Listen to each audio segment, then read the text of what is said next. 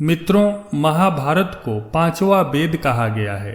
माना जाता है कि जो ज्ञान महाभारत में नहीं है वो संसार में कहीं नहीं है। महाभारत में जीवन से जुड़ी कई बातें हैं जो हमें आधुनिक जीवन में भी काम आ सकती हैं। महाभारत युद्ध से जो ज्ञान हमें मिलता है उसकी शिक्षा हमें अपनी संतान को जरूर देनी चाहिए, जिससे उन्हें जीवन में सफलता प्राप्त करने में सहायता मिल सके। महाभारत के हर एक पात्र से हमें ऐसी अनमोल शिक्षा मिलती है जो कहीं और नहीं है।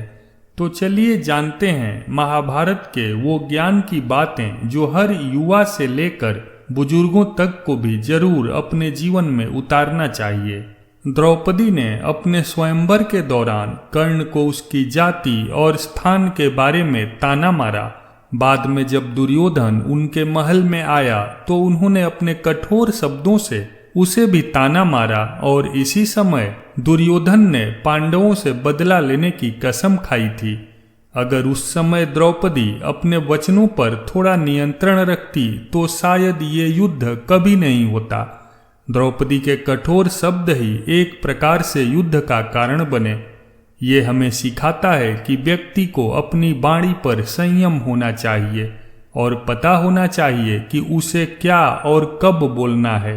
श्री कृष्ण ने पांडवों को कुरुक्षेत्र का युद्ध सिर्फ अपनी बेहतरीन प्रबंधन और रणनीति से जिताया था, नहीं तो पांडवों की सेना कभी भी इतनी सक्षम नहीं थी कि वो कौरवों के आगे खड़ी हो सके।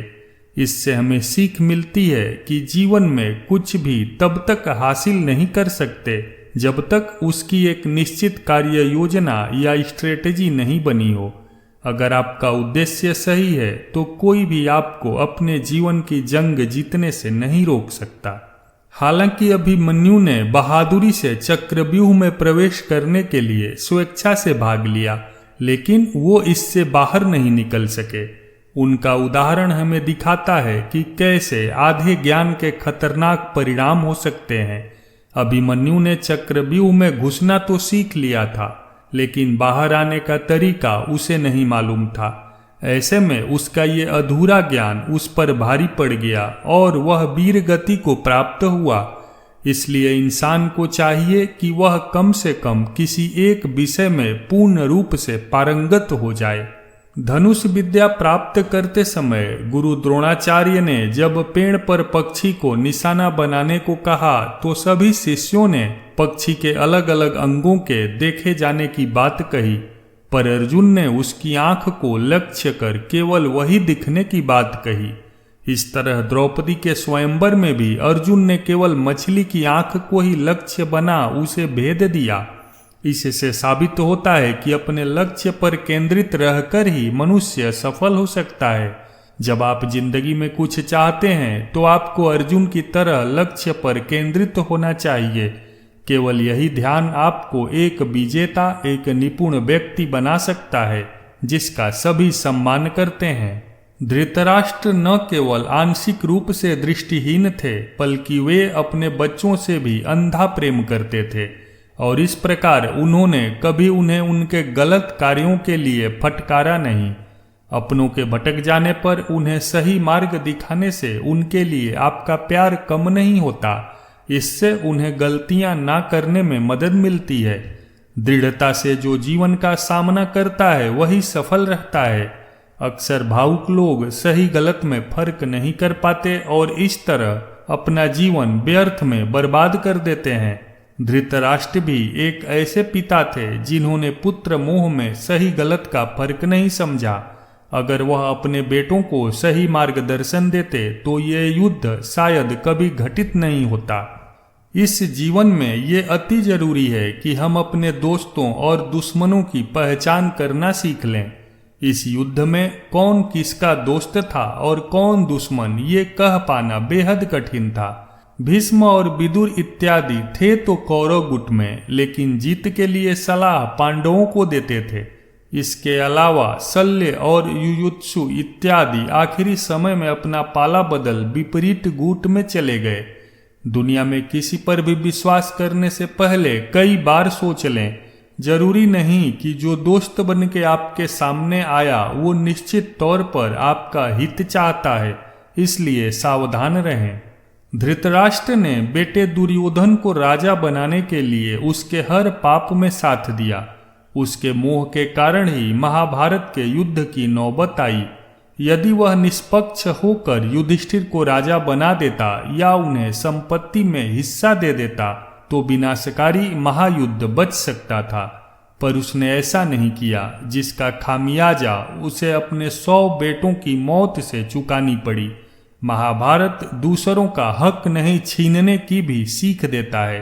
पांडवों के राज्य का हक छीनने पर कौरवों का नाश ही हुआ, जबकि कंस का वध कर उसका राजपाट अपने नाना उग्रसेन को सौंपकर श्री कृष्ण ने प्रसिद्धि प्राप्त की। ऐसे में दूसरों के अधिकार या संपत्ति पर कभी हक नहीं जताना चाहिए। ये बेहद जरूरी है कि आप अपने जीवन में अच्छी संगत रखें, तभी आप जीवन यापन सही रूप से कर पाएंगे, क्योंकि बहुत हद तक कामयाबी इस बात पर निर्भर करती है कि आपका मार्गदर्शक कौन है। दुर्योधन स्वयं में इतना बुरा नहीं था, उसे ज्यादा बुरा बनाया शकुनी मामा के गलत मार्गदर्शन ने। महाभारत के युद्ध का एक बड़ा कारण दुर्योधन को उसके मामा शकुनी द्वारा बार बार उकसाना भी था। इसी तरह कर्ण ने भी दुर्योधन के उकसावे में आकर अर्जुन के लिए रखे बाण को घटोत्कच पर चलाकर कौरवों की हार तय कर दी थी। ऐसे में महाभारत हमें यह भी सिखाता है कि किसी के भी उकसावे में न आकर अपने विवेक से काम लेना चाहिए। ये सीख लेने की जरूरत है कि जीवन में चाहे आप कितने भी अच्छे हों, अगर आपकी संगत में नकारात्मक लोग हैं तो आपका बर्बाद हो जाना पूर्ण रूप से निश्चित है।